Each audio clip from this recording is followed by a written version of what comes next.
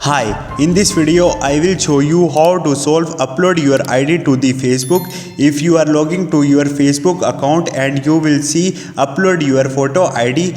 So this problem will arise whenever you do something spam that is against the community guidelines of the Facebook. So you will see this type of error. To solve this issue, you have to upload your NIC of your NIC that show your identity. You can only reopen your account if profile name is according to your NIC. So only this way you can reopen your account after uploading your ID card. If your ID card name and the Facebook profile name will not matching, you will not get back your Facebook account. So if you want to solve this issue, you can follow this step. Hope this video will helpful for you. See you next time. Thank you.